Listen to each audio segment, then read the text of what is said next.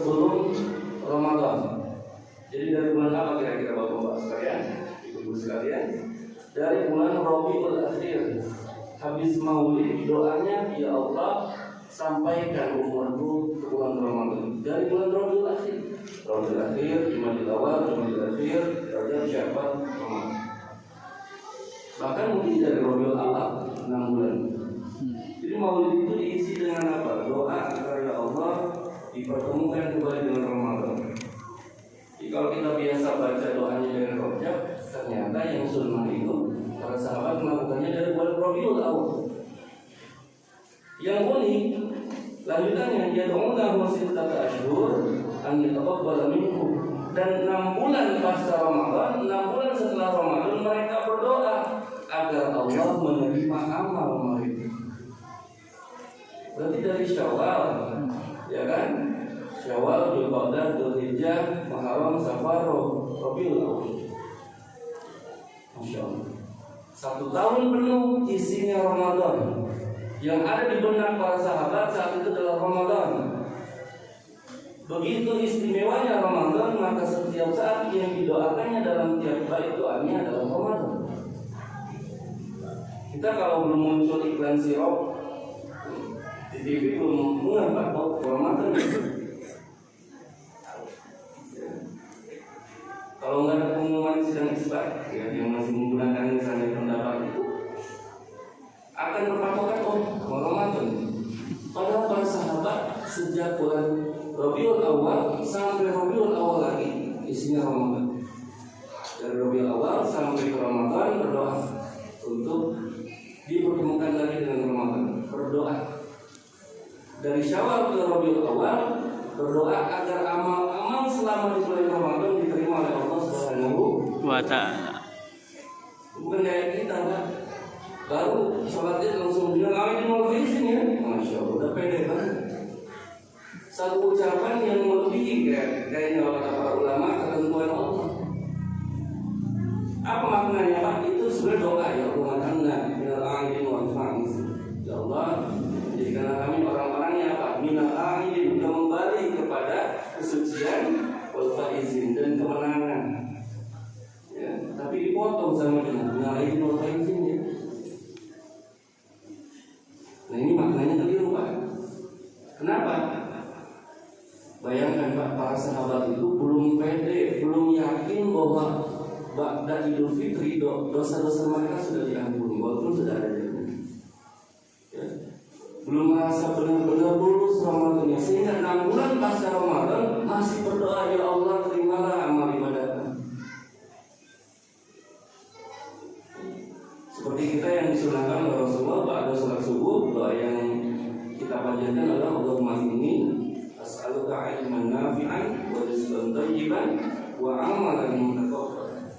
Ya Allah, ya Allah doanya ya.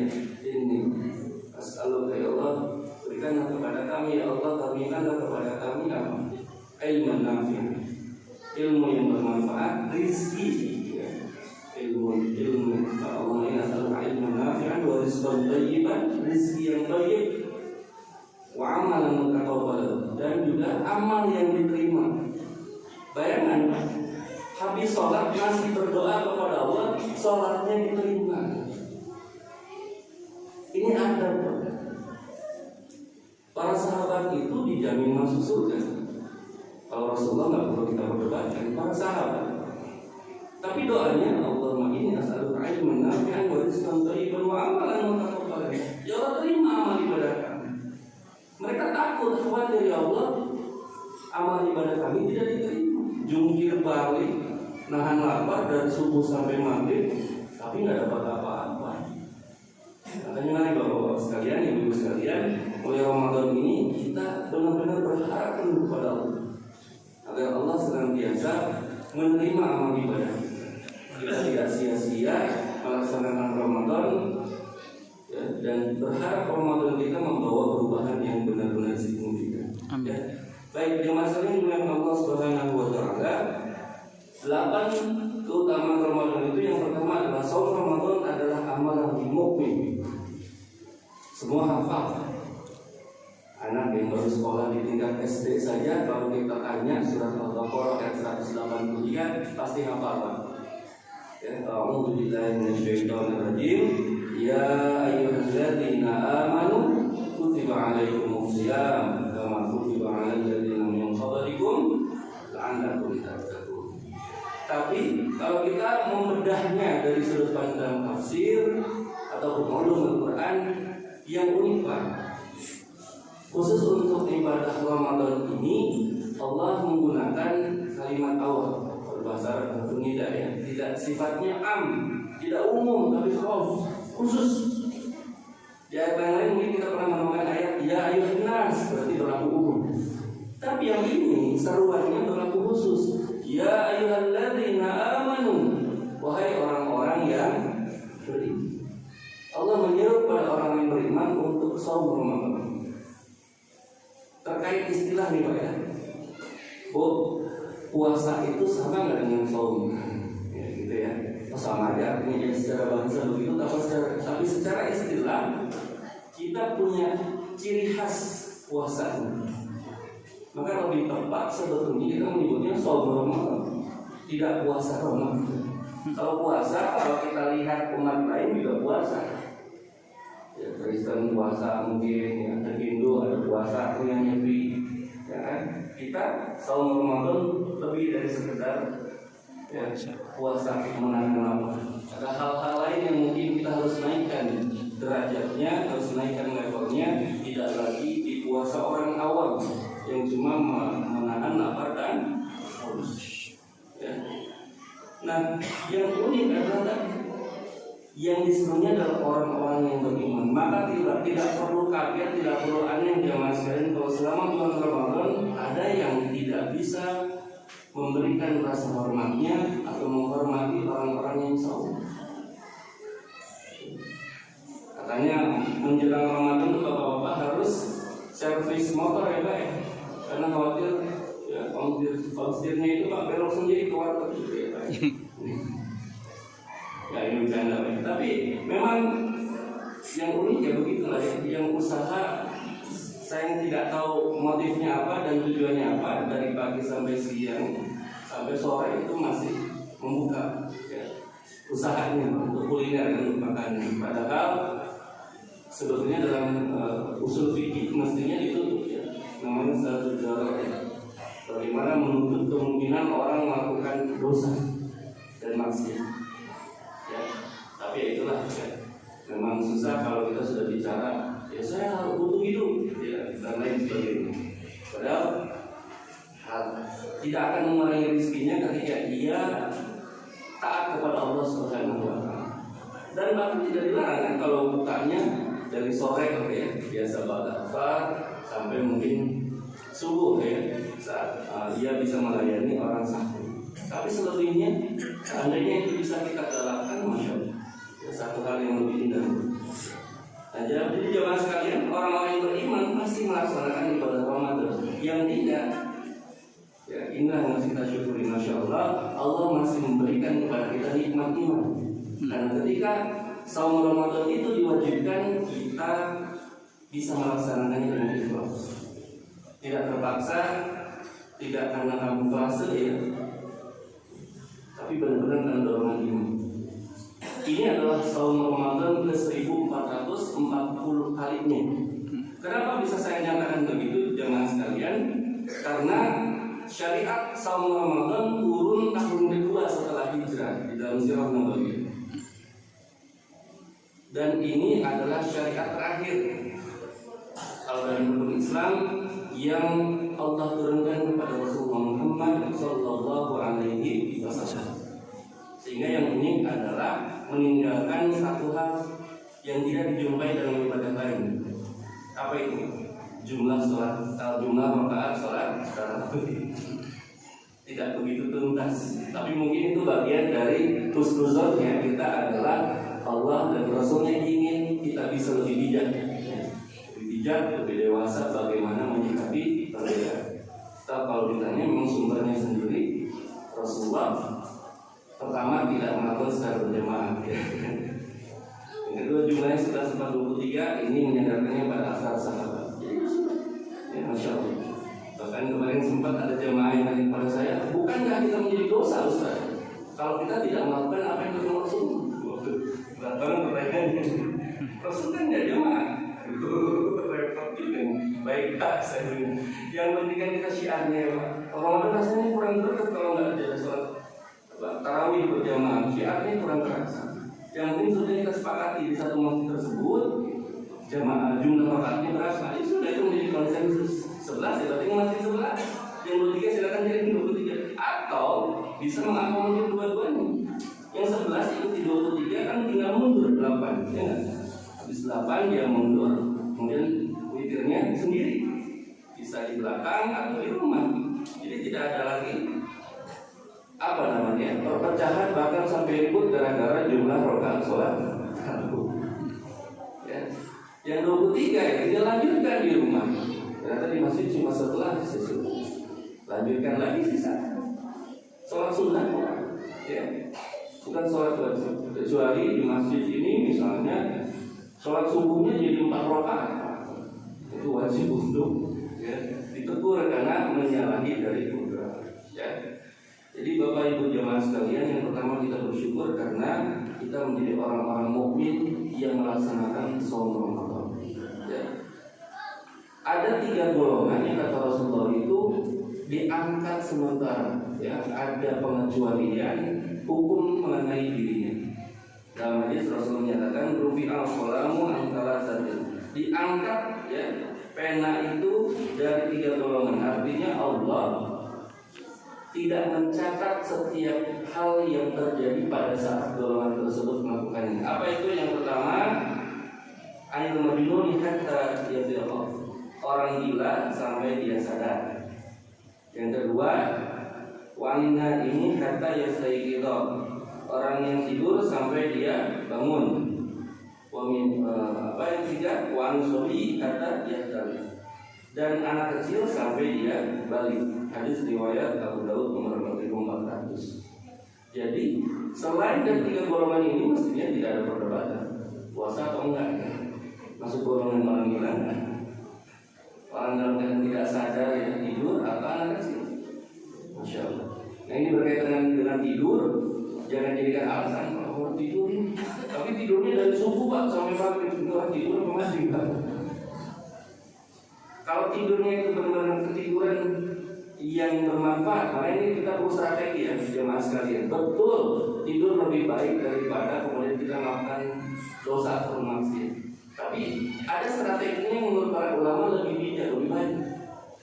Kalau kita sudah ngantuk, usahakan pegang Quran, bacalah gitu, sampai benar tidurnya alamiah karena ya sambil baca Quran. Masya Allah, itu beda pahalanya orang yang tertidur karena baca Al-Quran. Beda dengan orang yang sengaja tidur. Makanya jangan jauh-jauh dari Quran selama Ramadan. Meskipun kita ketiduran belum sempat, tapi kita megang Al-Qurannya saja, Masya Allah. Itu berarti membutuhkan selama Ramadan kita nggak batal wudunya. Kemana-mana bisa bawa Quran saku. Atau minimal sekarang ada aplikasi Qurannya di dalam ya smartphone-nya. Jadi kapanpun di kereta, di bis, ya kan, di angkutan umum kita bisa sambil baca. Di kantor sejenak sambil beraktivitas, Masya Allah. Tidak ada target Ramadan itu kita kembali mengenal Al-Quran. Karena saya yakin Pak, siapapun dia manusianya, tinggal tunggu waktu kapan ia kembali kepada Allah Subhanahu Wa Taala. Taubat itu ternyata tinggal tunggu waktu. Orang Barat itu pernah meneliti dalam ilmu mereka yang disebut psikologi agama, psikologi perkembangan, ada 2 ilmu yang menyatakan bahwa manusia itu pada akhirnya akan kembali kepada Tuhan, kembali kepada agama. Maka biasanya ya di usia purna tugas ya Pak, pensiun ya sudah hal lumrah kalau bapak kembali ke masjid. Itu memang sudah bawaannya dari sana. Tapi masanya nunggu pensiun itu Pak, mau ke masjid tunggu pensiun. Takutnya dipensiunkan duluan dan oleh Allah dunia ini sebelum waktunya pensiun. Itu tidak aneh sebetulnya orang kemudian ketika taubat, hijrah, rajin ke masjid, nah berarti dia sudah menemukan apa yang Allah sudah janjikan. Ia akan membutuhkan Allah. Ya, tinggal kita doakannya sering. Kalau ada orang yang masih jarang ke masjid, ya kan, Masya masih susah ibadah, mudah-mudahan Allah senantiasa memberikan hidayah. Karena pada waktu ini Masya Allah kita akan merasa bahkan bisa jadi cemburu karena amal ibadah orang yang tobat kadang-kadang Masya Allah lebih dari itu. Ada tuh yang lebih viral ya Pak, saya lihat di sosial media artis yang tatonya mungkin sampai ke muka gitu ya, leher ke muka. Tapi ketika dia hijrah, Masya Allah indahnya itu ya, ia tidak lagi disebut-sebut aibnya yang sebelumnya. Tapi orang kemudian senang saat ia hijrah, saat ia memberikan testimoni bagaimana dahsyatnya, ya, berkahnya saat ia dekat dengan Allah Subhanahu wa Ta'ala. Masya Allah. Memang kata Rasulullah, ya, bahwa seluruh Adam khotoun wa khairu khotoiha at-tawwabun. Setiap anak Adam, setiap manusia itu pasti berdosa. Tidak ada yang tidak punya dosa. Tapi sebaik-baik yang berdosa itu kata Rasulullah adalah yang bertobat. Begitu indahnya Rasulullah menyampaikan satu pesan ini, maka mau nunggu apa kita?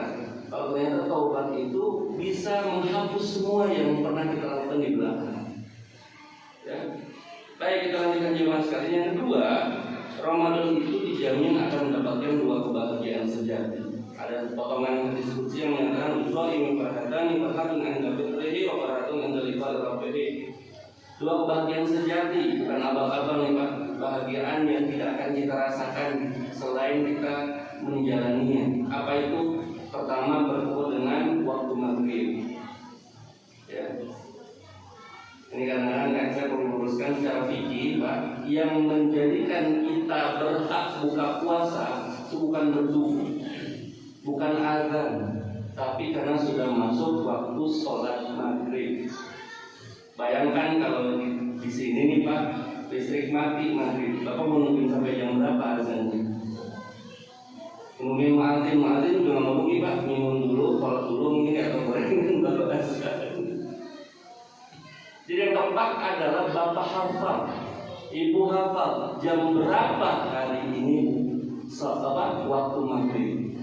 Jadi kapanpun kita sedang berada dalam kondisi apapun kita hafal, oh sudah masuk waktu maghrib. Gak nunggu-nunggu azan, gak nyari-nyari suara beduk atau suara sirine alarm di tempat lain, biasanya pakai alarm. Yang keempat adalah kita hafal. Itulah kenapa di bulan Ramadan sudah dibagikan jadwal imsakiyah. Berikut dengan jadwal sholatnya. Subuh jam berapa, maghrib jam berapa. Yang jadi masalah adalah tidak standarnya jam di masjid. Kalau di HP kita, di komputer kita sudah standarnya otomatis tuh Pak, jam dunia. Disamakan dengan RRI, dengan TVRI sama. Nah kadang ya kita harus samakan juga di masjid. Ya Bapak pengurus DKM coba dicek sama kan Pak. Jangan dikurangi, jangan dilebihkan Pak, sesuaikan. Jadi kalau satu kampung sama Pak, azannya bareng Pak. Allahu Akbar, Allahu Akbar, itu duluan gitu. Seperti ini jamnya seperti ini atau dilambatkan, kok belum azan? Itu sebenarnya problem kita. Padahal simpel ya. Kita sedang dalam kereta, saya suka pernah ya Pak. Di kereta orang ngomong udah bagaimana? Ya lihat tadi Pak udah masuk waktu sholat maghrib belum? Kalau udah ya batalin selesai, nggak perlu nunggu azan. Memang di kereta ada yang azan. Lucu juga nggak ada di kereta ada yang azan. Coba, jadi itu sampaikan kepada keluarga kita untuk meluruskan kekeliruan kita selama ini, yang menjadikan kita berhak buka puasa dan bahkan disunahkan menggerakkan adalah karena sudah masuk waktu sholat maghrib. Ya, itu bukan karena suara beduk atau suara azan atau suara alarm. Ya, itu yang pertama. Kita akan berbahagia sekali ketemu dengan buka puasa, Pak. Masya Allah.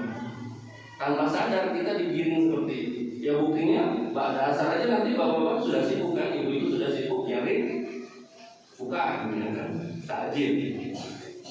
Sampai banyak jenis es-esan ya, minum-minuman mungkin menjajar gitu ya. Ada es buah, es campur, es kelapa, es manis, wah Masya Allah. Diminum juga enggak, habis buka apa ya, nafsunya tuh. Beruntung mungkin ya minyak lagi naik, jadi gorengan tidak terlalu mungkin, nggak tahu juga ya. Ramadan kali ini. Dengan godaannya masih Ramadan dan gorengan terus. Padahal ya, yang sunnah itu kurma, gitu kan ya, segelas air putih. Kita langsung ngambilnya es, kemudian gorengan. Jadi gimana nggak sakit tenggorokan, Pak? Kalau ditanya Rasulullah pernah nggak pernah, ya karena itu kurma air putih. Nah kita nyunahnya gimana, Pak? Gorengan manis. Ya tanpa tanpa ada maksud ya Pak, terus pada tukang gorengan enggak, ini cuma cerita sunnahnya. Kalau kita buka puasa itu ambilnya kurma sama air putih, bukan gorengan, bukan ya. Itu belakangan deh. Yang disediakan usahakan di rumah ada kurma, gitu ya, dan air putih udah cukup Masya Allah. Ya. Jadi terasa sekali kita ingin membayangkan suasana Ramadan seperti bersama Rasulullah Sallallahu Alaihi Wasallam. Ya, lalu yang ketiga, dijamin akan diampuni dosa ini, Masya Allah. Setiap kita tadi berharap dosa-dosanya diampuni oleh Allah Subhanahu Wa Taala. Dan satu-satunya bulan yang Allah obral, yang Allah berikan keutamaan, Allah akan ampuni dosanya hanya di bulan ini. Jadi kalau ada orang yang nggak gembira, nggak senang, nggak bahagia menyambut Ramadan, aduh, ngeri banget. Semua kita adalah pendosa, baik disengaja ataupun tidak. Dan salah satu fasilitas yang bisa kita ambil agar dosa kita diampuni oleh Allah adalah Ramadan ini. Ya, saya sering menyampaikan bahwa setiap waktu di antara dua ibadah itu adalah waktu-waktu Allah mengampuni dosa-dosa kita. Dalam sebuah hadis Rasul menyatakan, as-salawatul khamsu wal jumu'atu ila jumu'ah wa ramadhanu ila ramadhan mukaffiratun lima bainahunna. Jadi dari sholat waktu ke sholat lima waktu berikutnya, subuh kita hari ini Pak, sampai subuh besok insya Allah ini adalah penghapus dosa kita. Dari sholat Jumat ke sholat Jumat berikutnya Allah ampuni dosa. Dari sholat Ramadan tahun lalu sampai Ramadan tahun ini, Masya Allah, Allah ampuni dosa-dosa kita. Mukaffiratun lima bainahunna. Ya, Allah ampuni di antara dua waktu yang tadi disebut. Di ujungnya Rasul menyatakan ada tanda bintang, syarat dan ketentuan berlaku apa? Idza zunibatil kabair, ya, selama ia meninggalkan dosa-dosa besar. Maka mari kita sama-sama evaluasi diri. Adakah di antara dosa-dosa besar itu yang masih kita kerjakan? Dalam hadis sahih riwayat Bukhari dan Muslim, Rasulullah menyatakan 7 tingkatan dosa besar. Yang pertama syirik, yang kedua adalah sihir, yang ketiga adalah membunuh tanpa hak, yang keempat adalah makan riba, yang kelima adalah memakan harta anak yatim, yang keenam lari dari medan perang, yang ketujuh menuduh wanita muslimah solehah berzina. Dari 7 itu adakah yang masih kita kerjakan? Kalau tidak, alhamdulillah, bersyukurlah kita tidak ada dosa-dosa besar. Tapi masalahnya syirik itu luas Pak. Menyebut dengan Allah itu bukan sekedar menyembah, misalnya patung, meminta pertolongan ke dukun, ke kuburan, bukan cuma itu. Tatkala kita takut pada pekerjaan kita, pada atasan kita, meninggalkan kewajiban-kewajiban kita, para ulama menyatakan saat itulah juga syirik sudah kita lakukan. Sholat misalnya ya, saat zuhur kita harus sholat, kita masih meeting Pak. Ayo, mohon maaf Pak, izin dulu boleh sholat. Kan bisa kita sampaikan kepada atasan kita, break dulu ya Pak, kita sholat 5 menit ya, lanjut lagi nanti. Harus berani kita mengatakan ini adalah urusannya syirik atau tidak. Termasuk kita Pak yang suami, yang bapak, kalau tidak yakin besok punya rezeki atau tidak, itu namanya syirik. Allah itu Al-Ghani Pak, Maha Kaya, Al-Razak, Maha Pemberi rezeki. Kalau kita hamba yang tidak yakin Allah Maha Kaya, tidak yakin Allah Pemberi rezeki, syirik ya Pak. Jadi Pak, gak perlu kita takutkan selama kita ada di jalan Allah, rajin ibadah insya Allah Pak. Kalaupun kita harus mati, ikhlas. Dan saya kayak orang yang beriman lebih milih mati kelaparan karena Allah, bukan karena ya kan hal lain. Nanti akan dituntut oleh saudara-saudara semuslimnya di sekitarnya. Kenapa membiarkan ada saudaranya mati kelaparan? Inilah ukhuwah takfir. Karena malam ini mari kita lihat kanan kiri depan belakang kita, tetangga kita, keluarga kita, ada yang nggak makan, ada yang nggak buka, ada yang nggak sahurnya. Saat ini Pak Ramadan. Tidak harus menunggu lebih Pak. Seadanya kita punya, kita bagikan, itu yang utama, Masya Allah. Yang hebat tuh orang lagi kesulitan, di dalam keadaan sempit, dia masih bisa berbagi. Masya Allah. Dia punya tinggal uang 5.000, dia infakkan luar biasa. Dia yakin Allah yang ganti. Itu Pak. Kalau kita sebelum sampai derajat itu, aduh, perlu lagi kita. Tidak perlu kita cemburu pada orang, kenapa orang lain bisa lebih. Itu masing-masing punya ujian, Pak. Perspektifnya belum tentu sama. Menurut kita orang yang punya kelebihan harta itu enak, belum tentu Pak. Kata orang-orang yang punya harta banyak, enak kali ya kayak Bapak. Hidup seadanya kayak tukang becak, lebih baik dengan yang di Mercy Pak. Belum tentu yang di Mercy setenang, senyaman tukang becak. Tukang becak kalau tidur, tinggal lipat kaki di dalam becaknya, mau hujan mau badai, kita mah nggak ada yang takut Pak. Becaknya diambil orang. Tapi kalau Mercy, aduh, mikir-mikir dulu tuh Pak. Spionnya aja berapa juta? Spionnya doang aja. Belum yang lain. Bisa orang kaya kan dari depan aja tuh rumahnya banyak. Kalau di komplek-komplek besar tuh ya Pak, depannya udah teralisnya setinggi apa, kasih CCTV, mungkin baterainya juga berlistrik, security-nya, anjing gardernya, teralisnya sampai ke dalam, hartanya ditaruh di brandas. Aduh, repot bener Pak itu. Bandingkan yang hidup di kampung sebelahan nggak ada pagar, nggak ada apa, saling menitipkan, saling menjaga. Indah Pak, pagarnya Pak, kepercayaan, persaudaraan, Masya Allah. Karena kadang-kadang kita pasti habis pensiun, ya, pernah tugas, pengen pulang ke kampung lah. Ternyata saya tanya Pak, mau pulang kampung, anak di kampung. Kita mendambakan ketenangan, kedamaian, hidup yang seperti dulu, rukun, guyup dan sebagainya. Makan sama-sama makan, nggak makan sama-sama nggak makan. Di kota ini kan sudah hilang rasa ini. Mudah-mudahan Ramadan bisa membagikan itu. Baik, jadi kita yakin, apalagi hadis yang mungkin sering kita akan dengar selama Ramadan. Ada dua redaksi hadis yang hampir sama nih Pak.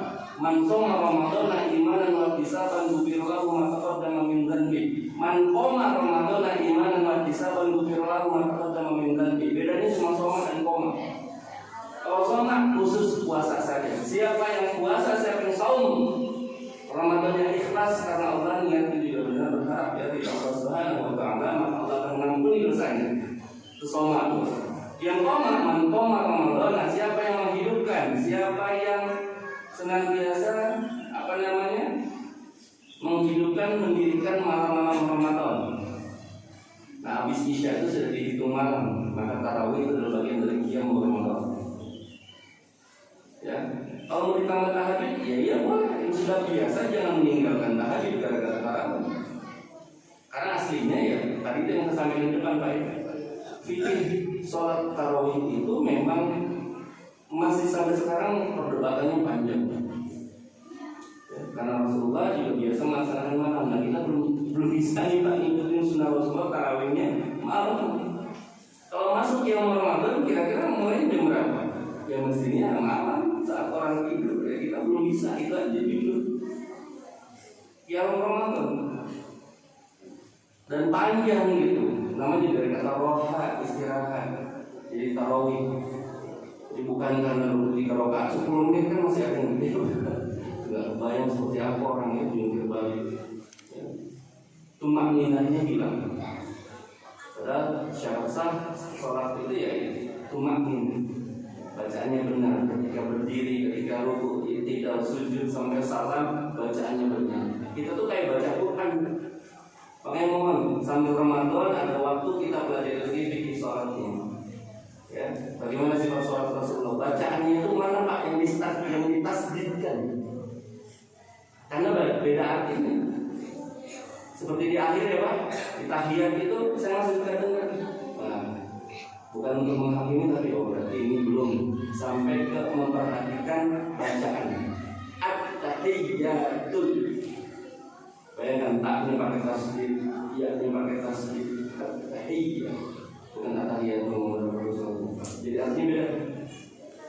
Itu persis kayak ngaji karena bacaannya itu adalah bacaan dari bahasa Allah, maka kita harus mengikuti panjang pendeknya, tasdidnya yang tidak akan merubah makna. Kalau kita abai, ya maknanya beda. Mengenai sholat sebetulnya hanya untuk kewajiban saja, baca saja, atau kita sampai derajatnya sudah naik Pak, memahami apa yang kita baca. Ya, mudah-mudahan kita semua bisa naik ke derajat itu. Kita memahami saat sholat, ya Allah, ini maknanya ternyata. Ya, sampai salam itu kita benar-benar mengakui Allah saat sujud, ya, misalnya yang masih menggunakan misalnya kan banyak versi ya, jadi jangan kaget. Subhana rabbiyal a'la wa bihamdihi misalnya. Maha suci Allah, ya. Subhana rabbiyal a'la, Tuhan yang maha tinggi. Ya, Masya Allah. Kita perlu memahami Pak, kenapa kita sampai sujud? Karena kita mengakui tidak ada yang lebih tinggi daripada Allah Subhanahu wa taala. Jabatan kita, kedudukan kita, pangkat kita, enggak ada apa-apanya dengan Allah. Makanya kita berani sujud kepada Allah, melepaskan segala itu. Subhana rabbiyal a'la. Itu orang sujudinya benar Pak. Habis sholat pasti ada efeknya. Dan derajatnya mari kita sama-sama mulai naik. Lalu kita percepat ya Pak. Kata Rasulullah, fitnatur rajuli fi ahlihi wa malihi wa waladihi. Ini bapak-bapak, para suami sekalian, keluarga, harta dan anak itu dapat menjerumuskan seseorang dalam maksiat, dalam fitnah. Fitnah kita ini sebagai suami, sebagai bapak adalah keluarga, harta dan anak, termasuk juga istri ya, keluarga. Nah, ada Pak yang tidak bisa dihapus dengan semua ibadah kita, ya. Tapi insya Allah kalau itu kita laksanakan dengan ikhlas karena Allah, ibadah itu akan bisa menghapus dosa-dosa dan fitnah. Kata Rasulullah ditanya, tukafiruha as-shalah wa siyam wa shadaqah wal amru bil ma'ruf wa nahy 'anil munkar. Nah, fitnah semua itu dari keluarga, harta, anak-anak akan terhapus jika kita senantiasa menjaga keistiqomahan sholat, kemudian saum, kemudian sedekah, amar ma'ruf nahi munkar. Hadis riwayat Bukhari nomor 3586, Muslim nomor 144. Sahih. Dibayangkan Pak, semua itu bisa kita hindari, bisa kita ya hapuskan selama kita istiqomah. Jadi keluarga itu akan jadi fitnah, anak-anak kita akan jadi fitnah, harta kita akan jadi fitnah, semua akan jadi baik saat kita istiqomah beribadah kepada Allah Subhanahu wa taala. Salah satunya mari kita didik keluarga kita lewat saum Ramadan. Apa yang sering kita terlupakan? Tidak bisa mengontrol nafsu. Padahal sejatinya Ramadan adalah bagaimana Allah mendidik kita mengelola nafsu. Pak, bertahun-tahun kita sudah berumah tangga, yang kita sering aneh mungkin tidak pernah memikirkan kenapa Ramadan Pak Bu pengeluaran kita lebih banyak daripada bulan biasanya. Itu yang saya ingin. Ya. Bukankah kita lagi puasa? Bukankah kita sedang menahan lapar? Kenapa pengeluaran kita lebih banyak dari hari biasa? Ada yang salah kayaknya Pak. Itu tadi nafsu. Kalau di hari lain kita bisa makan dengan ceplok telur dengan tempe tahu, kenapa di bulan Ramadan kita nggak bisa itu Pak? Biasa aja kan? Kita bukan nggak makan, tapi cuma memindahkan waktu makan. Yang biasa sarapan ditarik lebih awal namanya sahur. Yang biasa makan siang, makan sore, makan malam satukan dari ba'da maghrib sampai menjelang subuh Pak. Bisa jadi kalau nggak tidur kita ngusahanya aja terus Pak kerjaan itu tuh ya, kita kadang tidak sadari dari ba'da maghrib sampai sahur makan nggak terkontrol. Ya, sehingga susah untuk ibadah yang lain karena kekenyangan, karena nafsu. Ya. Ayo sama-sama kita mulai membuat rencana pengeluaran Ramadan nih Pak sebagai suami. Sama ibu nih Pak, sama istri diskusikan. Nah, menunya apa aja sih selama Ramadan nih? Kita hitung biar jelas nih pengeluarannya berapa. Karena ayah pengen sedekah nih ke masjid, pengen infak gitu. Anak-anak juga dibekal ini ke masjid infak ya, bukan betasan gitu. Infak itu diupayakan insya Allah bisa Pak. Berapapun rezeki kita, Allah akan tambah rezeki. Jadi jangan sampai kita termasuk orang-orang yang israf dan tabdzir. Apa itu israf? Berlebih-lebihan. Ya, ayatnya jelas Pak, yang namanya israf itu dilarang. Ya, kalau kita bicara israf, ya Di dalam surat Al-Araf ayat 31 Allah menyatakan, "A'udzu billahi minasyaitonir rajim. Ya Nabi, ya bani Adam, khudhu zinatakum 'inda kulli masjidin wa kulu washrabu wa la tusrifu. Innallaha la yuhibbul musrifin." Wahai anak-anak Adam, pakailah pakaianmu yang indah di setiap memasuki masjid. Ya, ini ada ya, bahkan yang memerintahkan adalah Allah. Setiap kali masuk masjid pakai pakaian terbaikmu. Tidak harus baru pakaian terbaik, suci, ya kan, layak bertemu dengan Allah sebagaimana kita bertemu dengan lebih dari sekedar pejabat, Pak. Ketemu pejabat dari kamu rapi-rapi, ketemu Allah. Ya, ini bagian dari adab yang perlu kita bangun. Lalu apalagi makan minumlah ya secara cukup, jangan berlebih-lebihan. Wala tusrifu. Innallaha la yuhibbul musrifin. Dan sesungguhnya Allah tidak suka pada orang-orang yang lebay, pada orang-orang yang berlebih-lebihan. Berlebihan makan, berlebihan tidur, berlebihan bicara, berlebihan apalagi ya, hal-hal yang tidak baik berlebihan, maka mari kita tinggalkan. Kemudian apalagi? Yang kedua tentang takdir. Takdir itu boros, membelanjakan harta pada sesuatu yang bukan tempatnya. Maka yang muda, yang jomblo-jomblo fisabilillah, ya ditahan keinginannya untuk traktir teman lawan jenisnya. Kalau belum halal jangan. Ini maksudnya kategori takdir.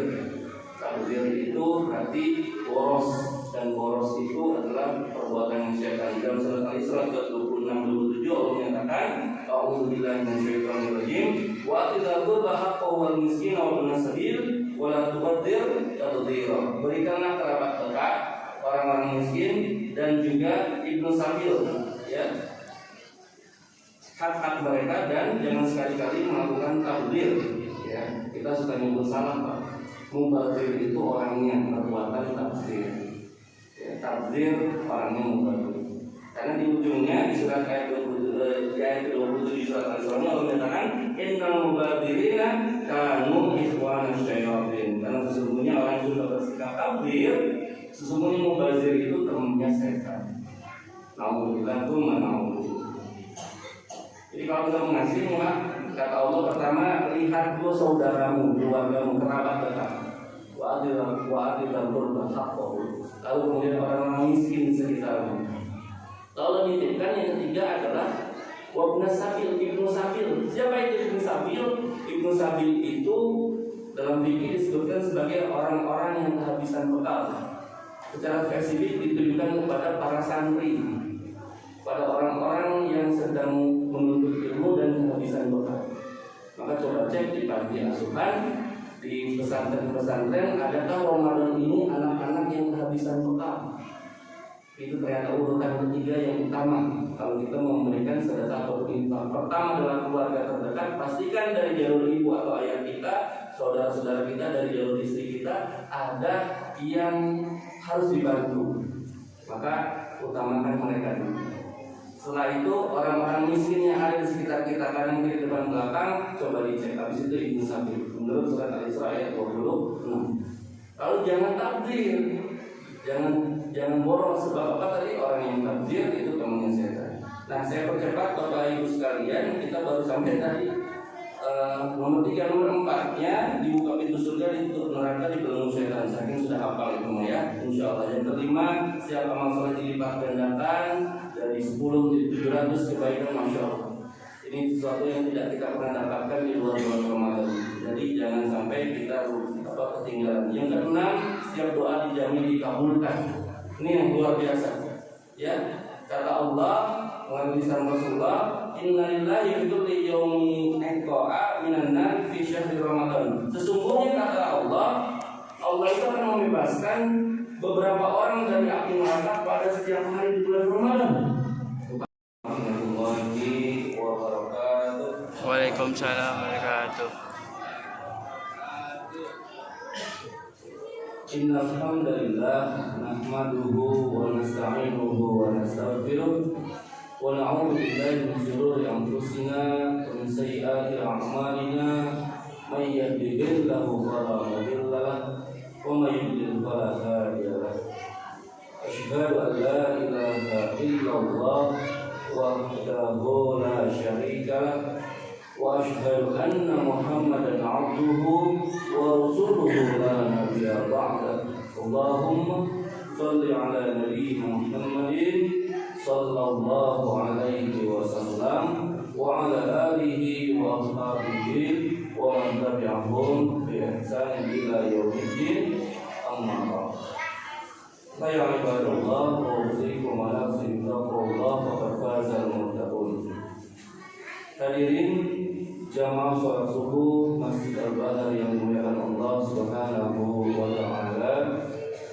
Alhamdulillah dan sholawat mari kita bersyukur kepada Allah. Alhamdulillah pada kesempatan subuh perdana di Ahad perdana ya.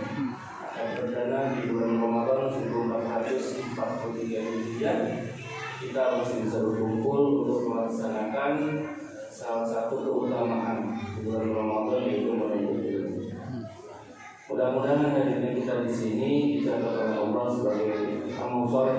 Amin. Insyaallah kelak akan menjadi timbangan pemberat di hadapan Allah Subhanahu wa taala. Baik jemaah sekalian dimuliakan Allah Subhanahu wa taala, di kesempatan subuh kali ini izinkan saya menyampaikan tentang 8 keutamaan Ramadan. Sifatnya hanya seperti mengulang. Saya yakin jemaah sudah pernah mengingat ini, pernah mendapatkan tentang hal ini, hanya mungkin sudah lupa ya. Setahun yang lalu kan kita mengingat kembali 8 keutamaan Ramadan. Jemaah dimuliakan Allah Subhanahu wa taala, kalau kita bicara tentang Ramadan, rasa-rasanya kalau dibandingkan dengan para sahabat jauh sekali. Meskipun ada perdebatan tentang hadis ya, yang dinilai hadis tersebut dhaif, lemah, tentang Rasulullah menyatakan seandainya umatku tahu keutamaan Ramadan maka pasti akan meminta setiap hari adalah Ramadan. Ya, hadisnya memang disepakati jumhur ulama banyak. Tapi kalau melihat dari penjelasan para ulama, rasa-rasanya tidak beralasan. Kalau dulu para sahabat ridwanullah alaihim itu meminta kepada Allah agar Ramadan setiap hari. Salah satunya mungkin kita bisa mengambil pendapat Ibnu Rajab dan Mu'alla bin Al-Qadr dalam kitab Lataiful Ma'arif halaman 294. Ibnu Rajab menyatakan kanu yad'una Allah Ta'ala sittata ashhur al-miblighuhum Ramadan. Dulu katanya para sahabat itu selama 6 bulan sebelum datangnya Ramadan mereka berdoa agar Allah